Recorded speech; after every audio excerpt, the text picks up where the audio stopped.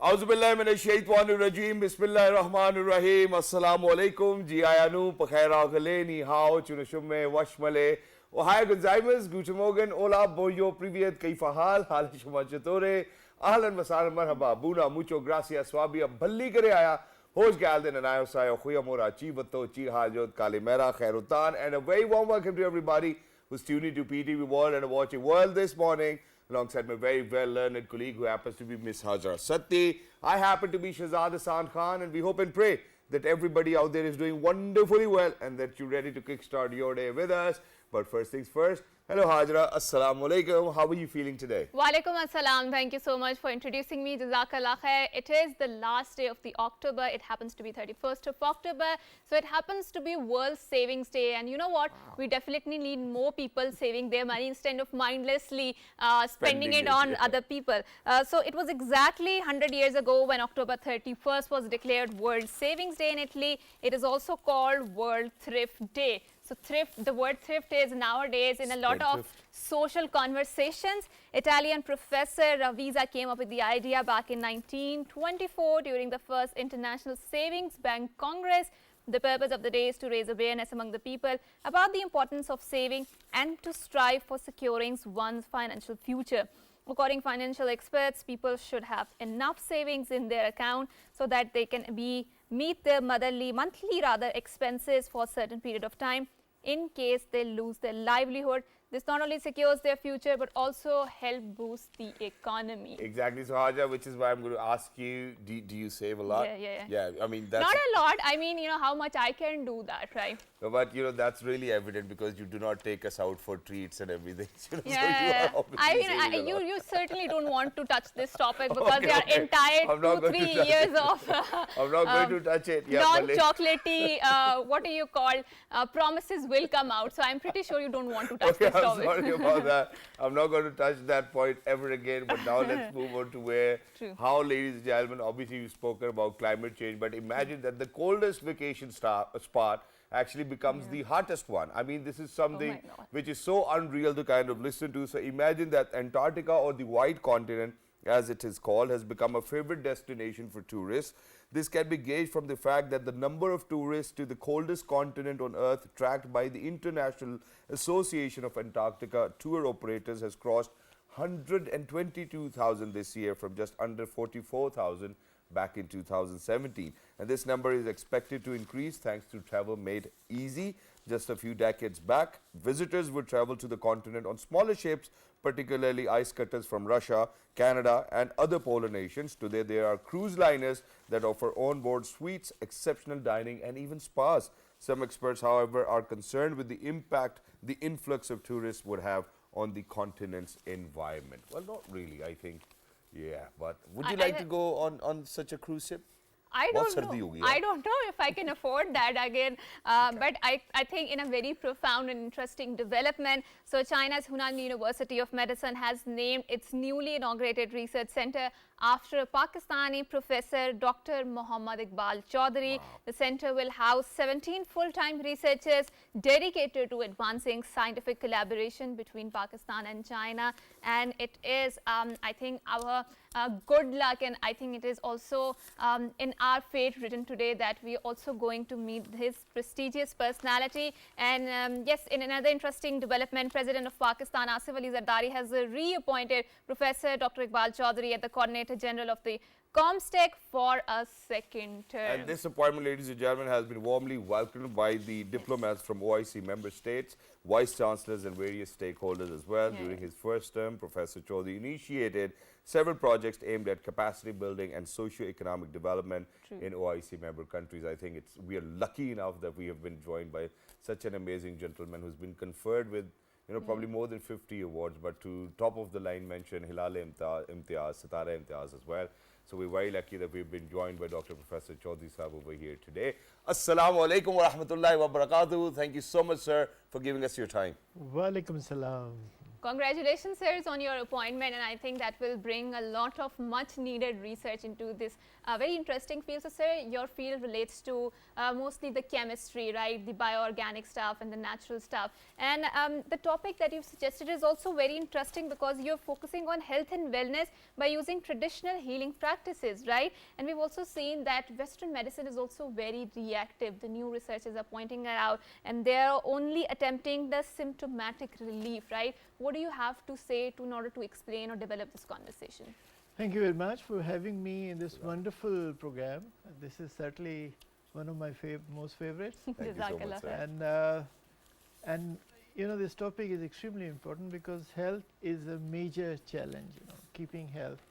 And my field, chemistry, relates to everything which is related to human feelings, because in terms of emotions, joy, anxiety, diseases, they all can be defined in terms of chemicals. That's Sure. very Now, interesting. Yeah, so what is happening right now is that we are overly relying on Western system of medicine, True. which is, as you said very rightly, is suppressing the symptoms. Right. And unfortunately, there are many, many diseases in which there is no treatment. It's only symptomatic relief for rest of the life. True.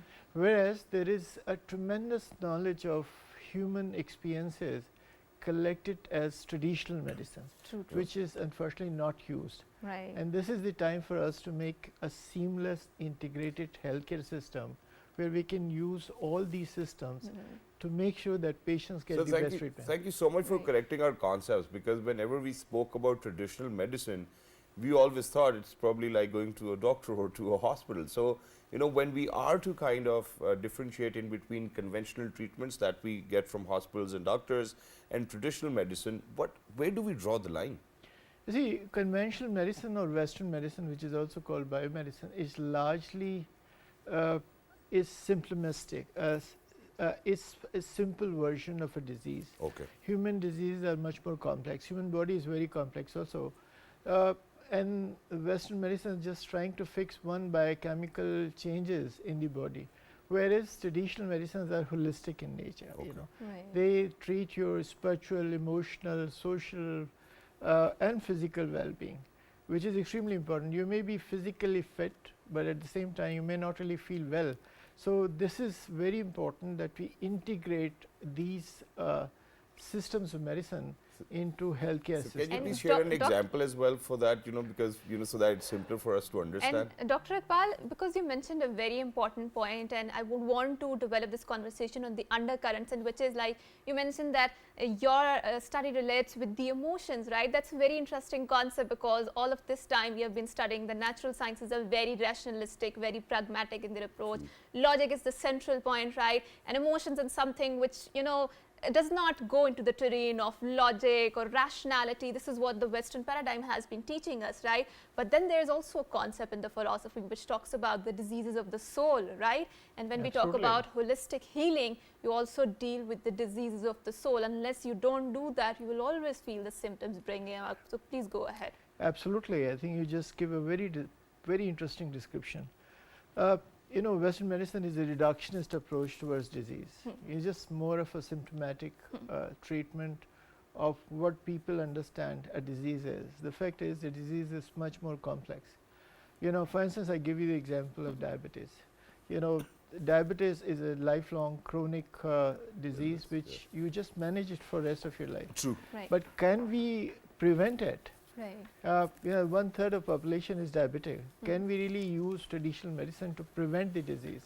Our emphasis is largely on treatment and cure, Right. managing disease rather than preventing the disease. And that is where holistic approach comes. You know, you need meditation, you need spiritual healing, you need emotion, you need family life, you need leisure time. You need to spend some time with yourself also. At the same time, you need to be physically fit, Yeah. and you need to make sure that you are well Right. in the in every definition of the word. Right, and Dr. Iqbal, we've also seen, because you mentioned a very interesting point, and there's a very interesting book for people out there. It's called Dying to Be Me by Anita Moorjani, and she actually mentioned about how she got the cancer, and it was not the Western medicine that cured her. It was actually the meditation, the yoga, her own traditional methods that cured her, and that also sparked a debate within the Western traditional medicine. So, sir, when we talk about the Western paradigms, we've seen their lifestyle is very much achievement based focus, right? So you are, working constantly, you want to have a higher bank balance, you want to have a good living standard, you want to earn a lot of money, but in all of that you are somehow ignoring how to live in the moment or how to live a better life, right? So how does your research focuses on that? And when we talk in the context of Pakistan, we do see that there is another extreme, because you see there are a lot of fake spiritual healers, there are a lot of quacks who will misguide you and will not enable you or disempower you from the notion of Western medicine, right? So how do you reconcile these two, I would streamingly end of the notions? How do you do that? The most recent research proves that in longevity and wellness, the contribution of Western medicine is less than 10%. Oh, interesting. So for instance, if you wish to live long and you want to have productive, fulfilling life, you need to have 5 most important components. Please. The first is that you need to have a stress-free life. Oh, yes. Stress is the root cause of many physical illnesses. Number 2, you need to have a higher purpose of life. You should really be working for something which really fulfill you. The third is that you should have friends and family, which gives you this social connectivity, which is extremely important. True. The fourth is that you should have a balanced diet, a natural balanced diet, which help you to recover from different illnesses. And 5, which is extremely important, is that you should really be able to connect with other people and to have a life in which you consider that your contribution is extremely important, then you continue to work for it. Exactly. And sir, in addition to this, because there's a contrast in this, and it's because of the fact that, imagine that when in the West you go for a treatment, the doctor will always tell you that we will be actually treating what's causing you the problem rather than the problem only. I think that's number one. Number 2, when we speak about having a stress-free life, having a doing something which fulfills friends and family, balanced diet, and connecting with people, it just gets difficult in a developing country. You got to be hands-on with everything. So work-life balance, maintaining all of that. How do you think that you have achieved it over these years? It is possible. It's really possible because, in fact, East. The society where we live, we have much stronger social, emotional, spiritual backbone. We are connected, we are not isolated single people. True. So I feel that the overall holistic health can easily be maintained if we are able to balance it.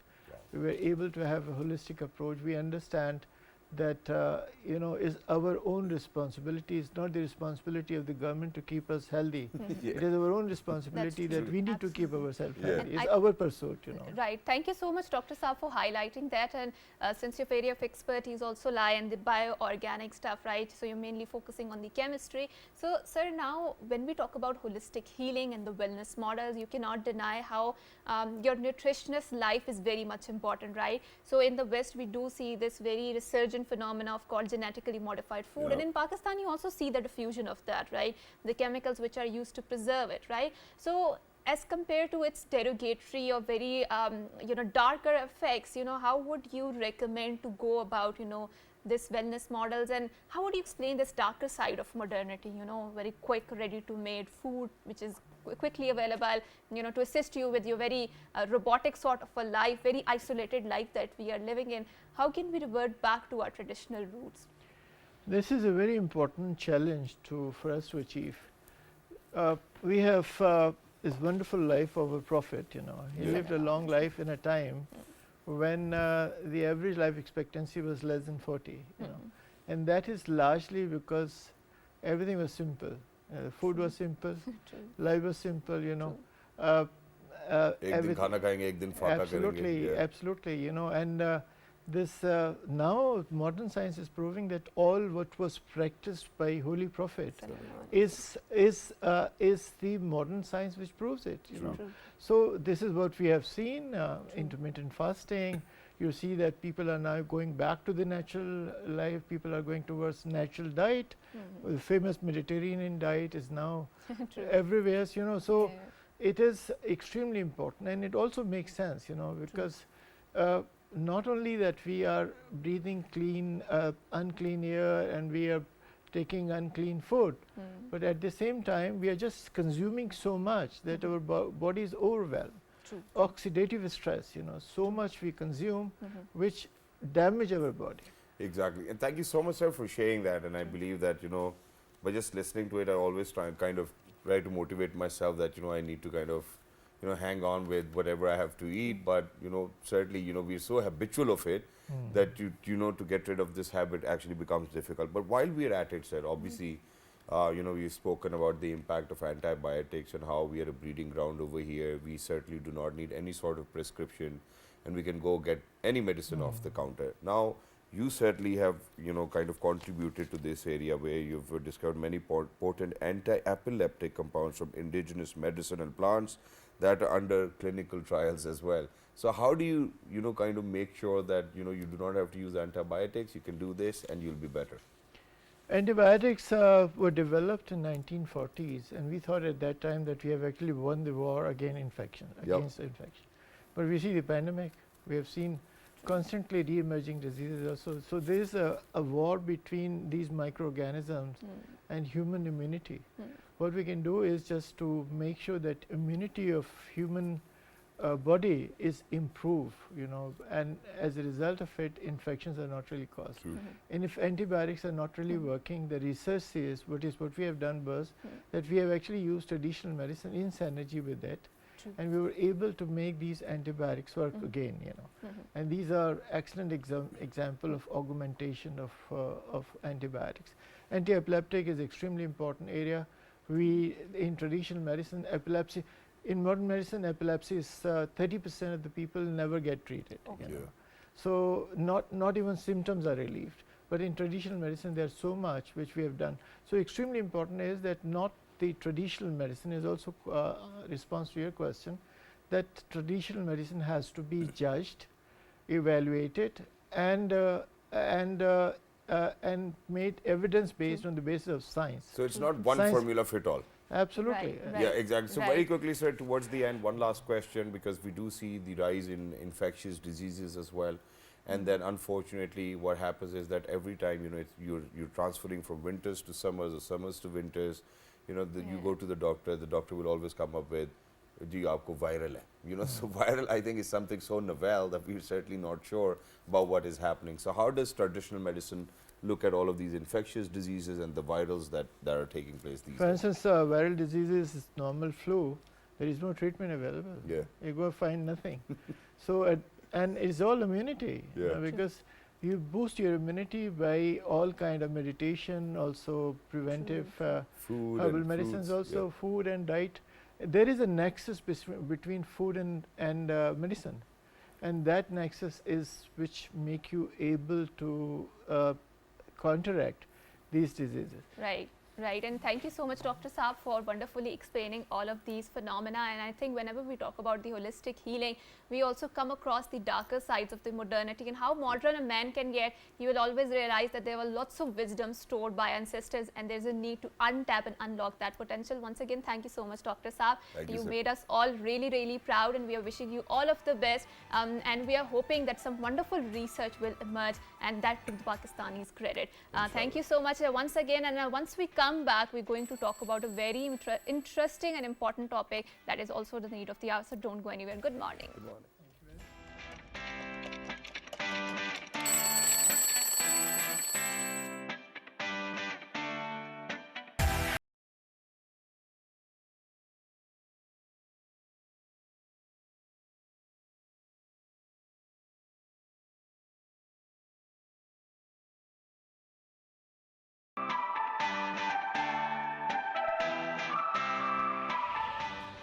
All right, ladies and gentlemen, welcome back. Thank you so much for staying tuned.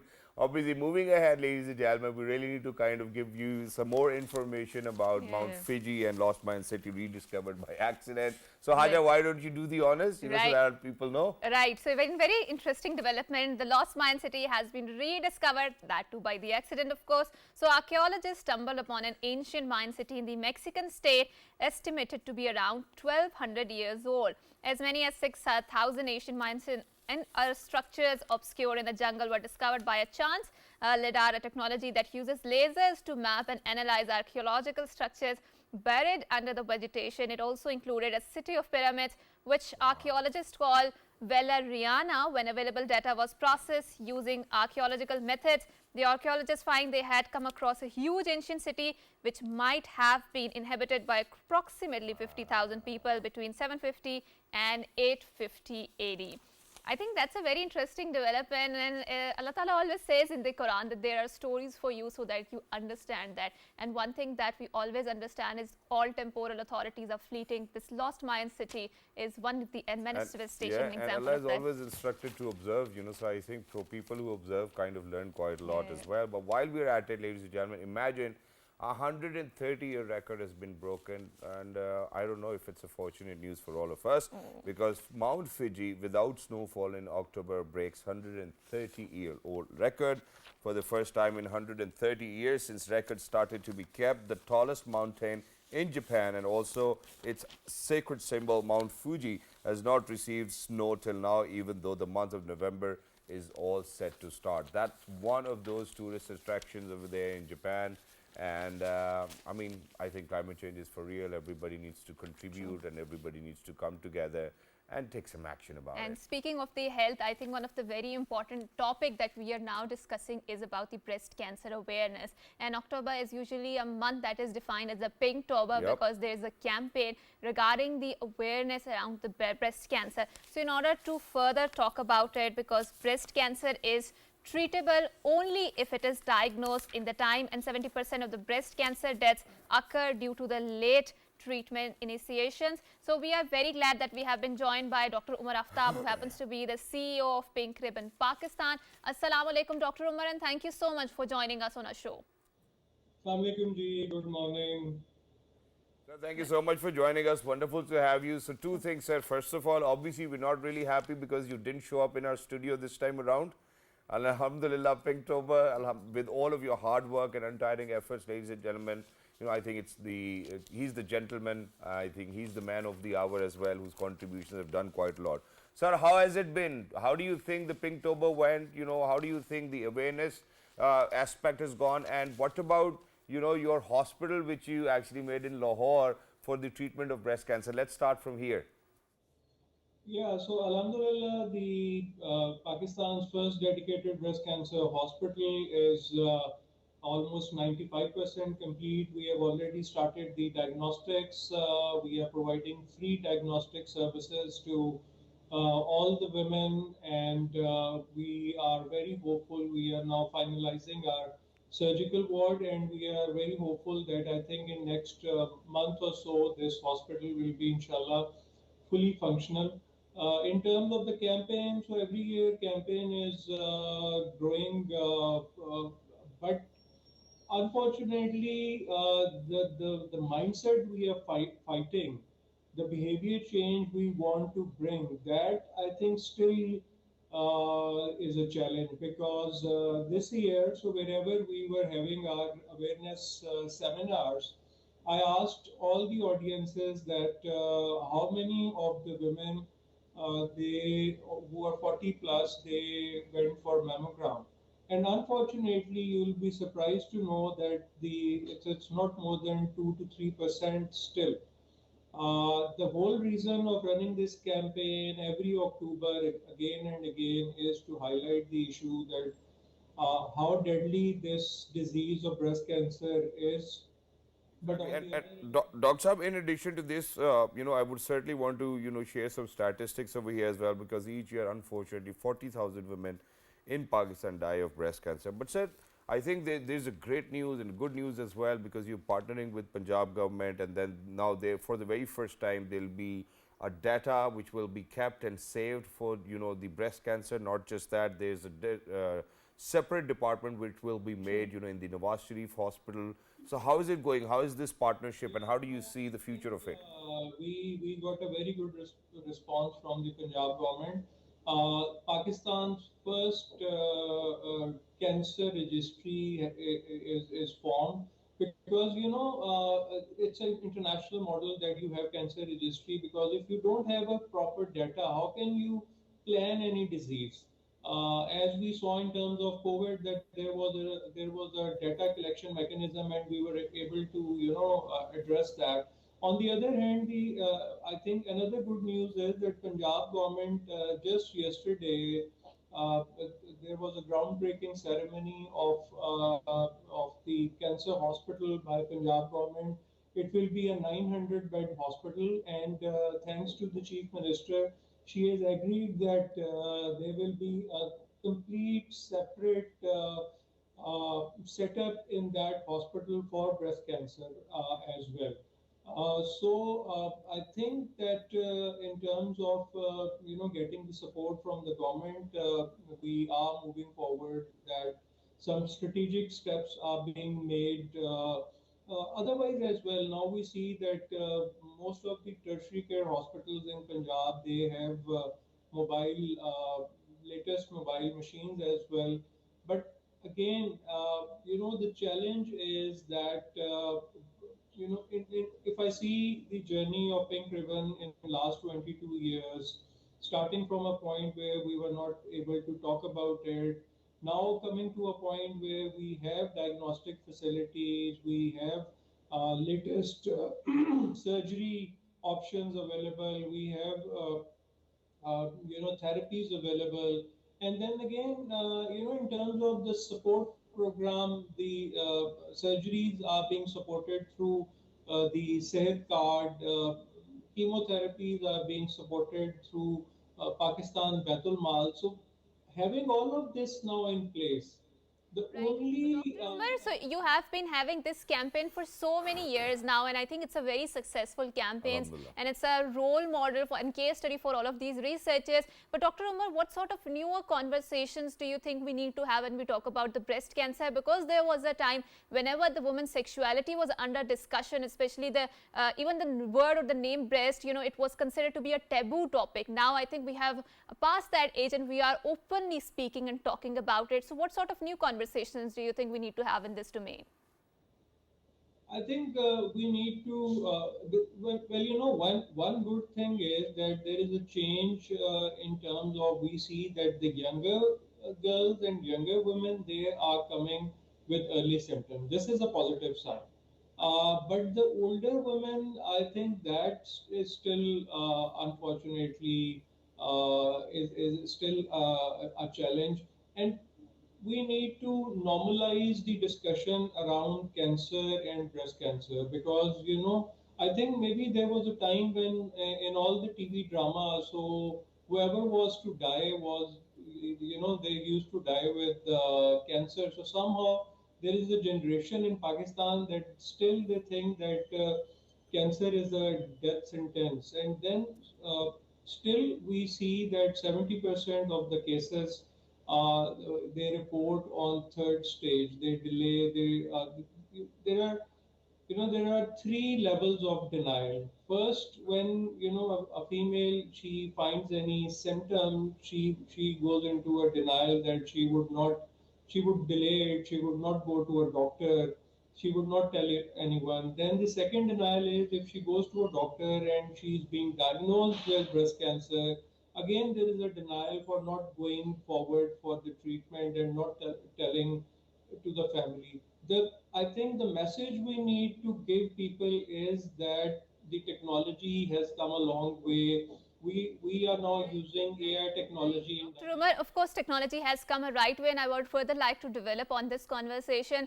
So now let's talk about the treatment pattern. So in 2018, there was a Nobel Peace Prize given to the immunotherapy practices methods, the practitioner, I'm forgetting her name, who developed this method. So do you think in Pakistan we are having that treatment in Pakistan, or how expensive is it? And what sort of conversations we need to have when we talk about the therapy or curing cancer? And how many Can cancer. afford it.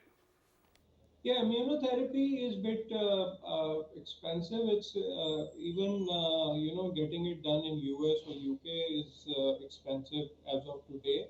The prices might come down in maybe next few years, but otherwise, in terms of the chemotherapies, now there are lots of new chemotherapies available, and the life expectancy has increased if the disease is diagnosed at the early stage. So if it's at the first stage, the survival rate is more than 90%.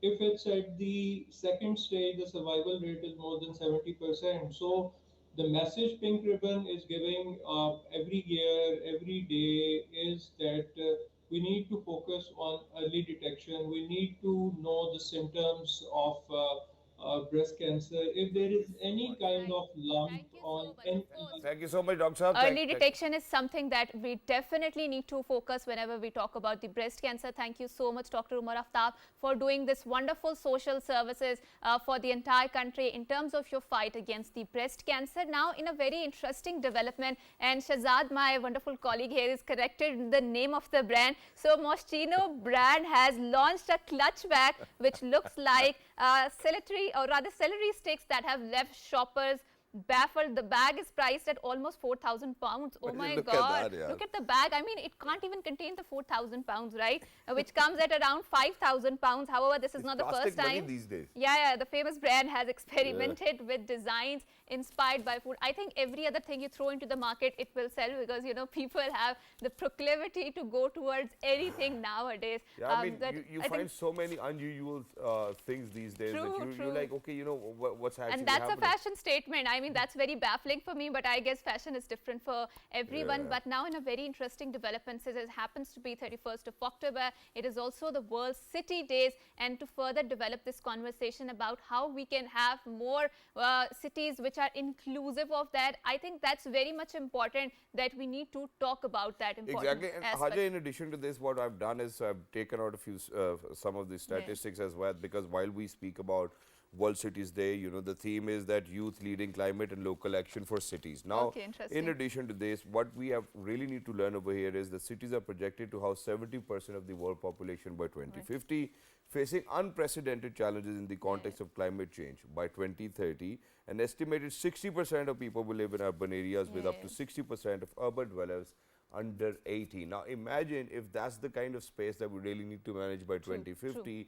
I do believe that we really need to work on multiple areas to make sure that they are livable, Yes. not just livable, that we have clean drinking water, that we have clean air to breathe, that we have enough food, quality, good organic food to eat as well. So I think that people really need to kind of come and talk about it, and there needs to be discussions on open platforms. True. So while if you know that 60% of the total population of Pakistan will be living in cities, do you think is that a great idea, or do you think that the rural cities or probably the rural villages or places or remote places should actually be given all the facilities which the cities already have? I think our population is more than 60% which is living in the cities because there's so much population expansion. And if you see Islamabad, I mean, it is expanding from every other corner. From Bharakau, you will see it expanding. From Rawat, you will see it is expanding. It is even reached to Haripur. I mean, in order to talk about more inclusive cities, I think one of the aspects that we need to have more conversation is how to make it more inclusive. So whenever we talk about the modern cities,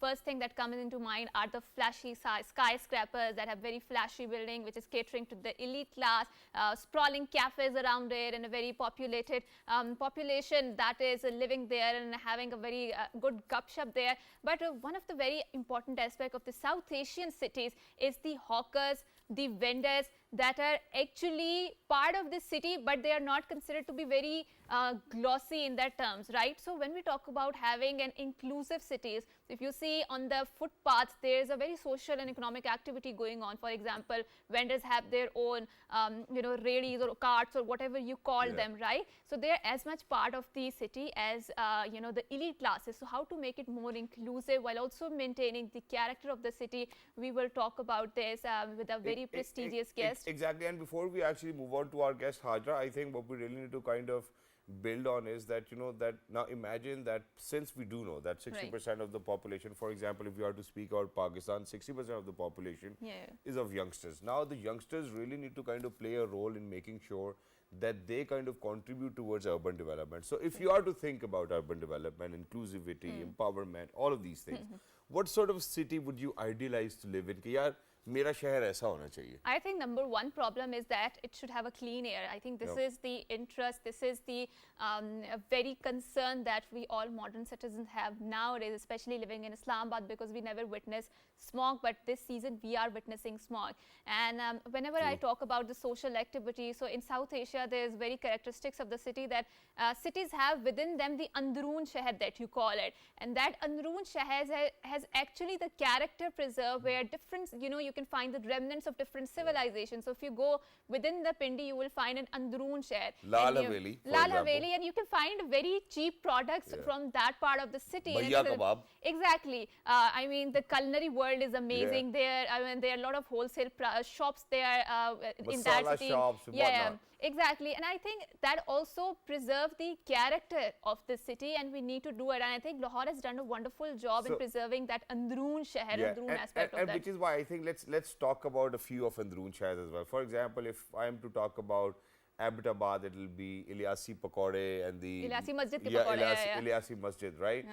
So if we are going to come down to Islamabad, obviously Islamabad is not that popular for Androon city because it's a developed city, one of its kind as well. So I think that the only thing which I can recall from back in 1980s is Bengali samosa.